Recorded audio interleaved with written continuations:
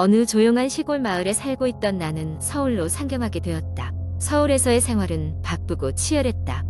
그러던 중 어느 날 밤늦게까지 회사에서 일을 마치고 나와 집으로 돌아가는 지하철에서 이상한 광고지를 발견했다. 그 광고지에는 당신의 인생을 바꿀 기회, 심야 체험 방탈출이라는 문구와 함께 낡은 빌딩의 주소가 적혀 있었다.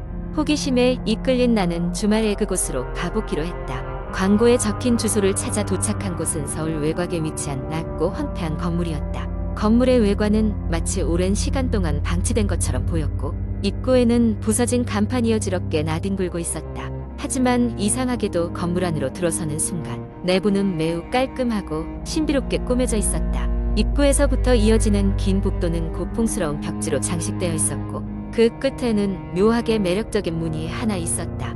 문을 열자 젊은 여자가 반갑게 맞이해 주었다. 그녀는 자신을 지연이라고 소개하며 방탈출 게임의 진행 방식에 대해 간단히 설명했다. 게임 참가자들은 각자 방으로 들어가 미션을 해결해야 하며 최종 목표는 건물의 비밀을 밝혀 탈출하는 것이라고 했다. 나는 약간의 불안감과 함께 기대감을 품고 게임에 참여하기로 했다. 첫 번째 방은 어두운 도서관처럼 꾸며져 있었다.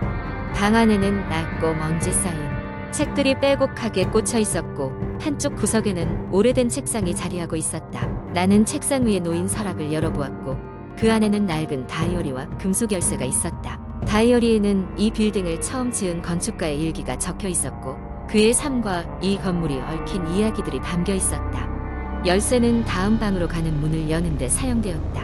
이어서 들어선 방은 오래된 사진 갤러리였다. 벽에는 흑백 사진들이 걸려 있었는데 사진 속 인물들은 모두 심각하거나 두려운 표정을 짓고 있었다. 나는 그중 한 인물의 눈빛이 마치 나를 바라보고 있는 듯한 느낌에 사로잡혔다. 그 순간 갑작스럽게 방 안의 조명이 깜빡이며 꺼지고 이내 깊은 정적이 흘렀다. 당황한 나는 급히 다음 방으로 발걸음을 옮겼다. 세 번째 방은 기묘하게 꾸며진 우체국이었다. 벽에는 아무도 보내지 않은 편지들이 쌓여 있었다. 나는 편지 하나를 집어들고 읽기 시작했다. 그 편지들은 이 방 탈출 시설을 경험한 사람들의 장문의 메시지로 모두 자신들의 인생을 바꿀 수 있는 충격적인 비밀을 알게 되었다며 주의하라는 경고가 담겨 있었다. 하지만 나는 이미 이곳에서 무언가 특별한 것을 발견할 수 있을 거란 확신을 얻어 다음 방으로 향했다. 네 번째 방의 문을 열자 무거운 공기가 나를 짓누르는 듯한 느낌이 들었다. 그곳은 온통 거울로 둘러싸인 방이었고 거울에는 낯선 이들이 비추고 있었다. 그들은 나와 동시에 움직였지만 눈빛과 귀에 들리는 속삭임은 모두 달랐다. 정신이 혼란스러운 가운데 나는 바닥에 적힌 이상한 기호들을 발견하고 이를 해독해야 한다는 사실을 깨달았다. 이윽고 마지막 방에 도달하게 되었을 때 나는 그동안의 모든 방에서 얻은 단서를 종합하여 최종 비밀을 풀어야 했다.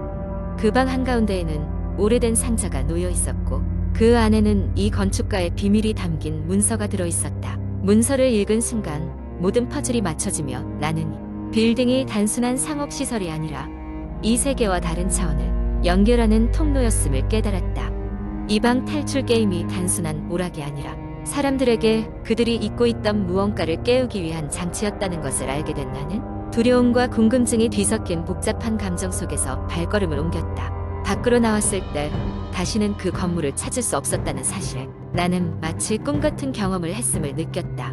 모든 것이 현실인지 환상인지 경계가 모호해진 지금도 그곳에서의 체험은 여전히 나를 사로잡고 있다. 두 번째 이야기 작년 여름이었다. 나는 방학을 맞이해 오랜만에 고향에 내려갔다. 서울에서의 바쁜 생활을 뒤로하고 한적하고 평화로운 시골의 분위기를 만끽하고 싶었다.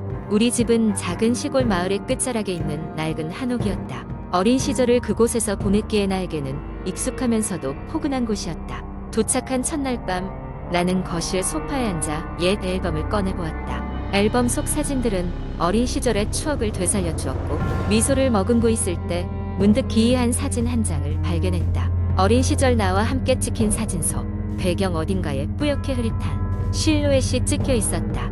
처음에는 단순한 사진 촬영물이라 생각했지만 그 실루엣은 마치 사람의 형상을 하고 있었다.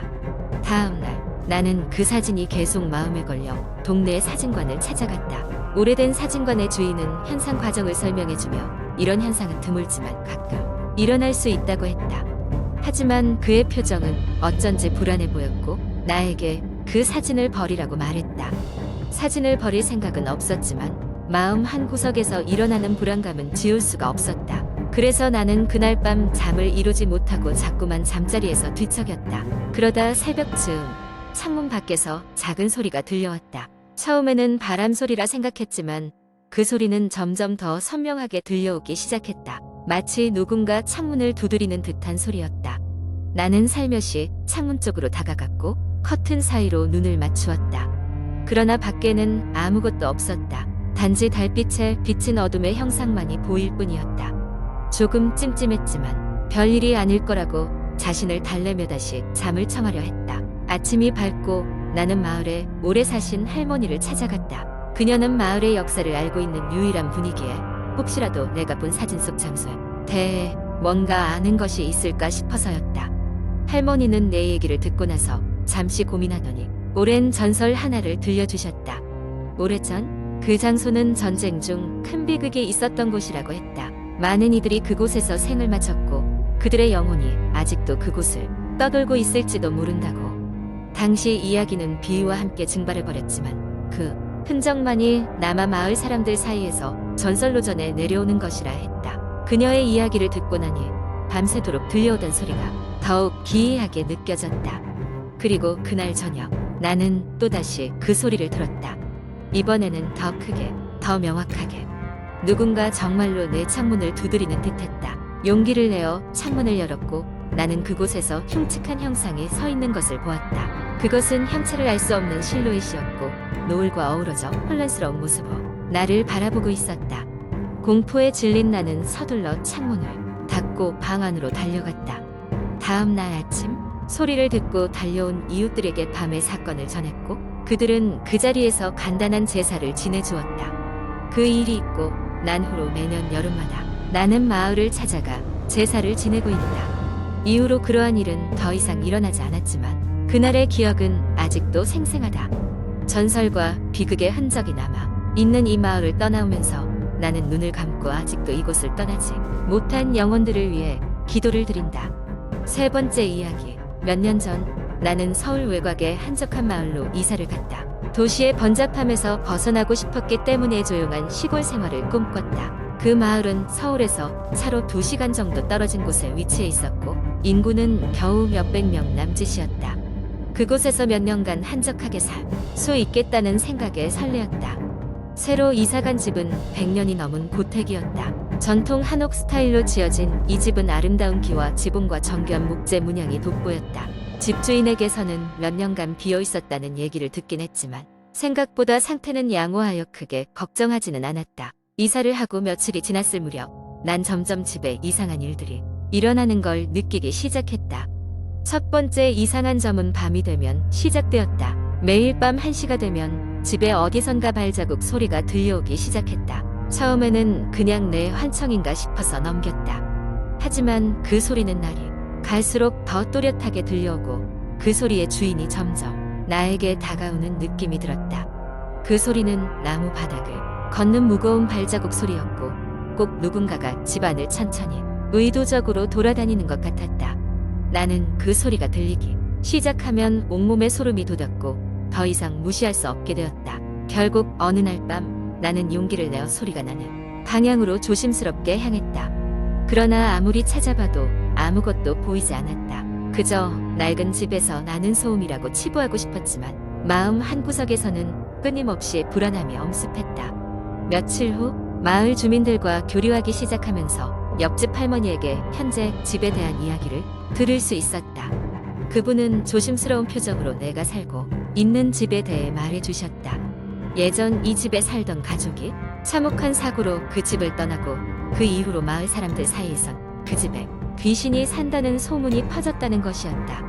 할머니는 이어서 그 집의 전 주인이 자기 가족에게 영원히 돌아오지 못했다고 말했다. 그날 밤 이후로 나는 그 집에서 계속 있는 것이 안전하지 않다는 생각이 들기 시작했다. 하지만 이미 이사를 온 지 얼마 되지도 않았고 경제적으로도 더 이동할 수 있는 여유가 없는 상황이라 어쩔 수 없이 조금 더 지내보기로 했다. 또 몇 주가 지나고 나는 그 소리를 넘어 더 기묘한 경험을 하게 되었다. 밤이면 갑자기 집안의 불이 저절로 꺼지거나 켜지기도 했고 주방의 식기들이 바닥에 떨어져 있는 일이 빈번해졌다.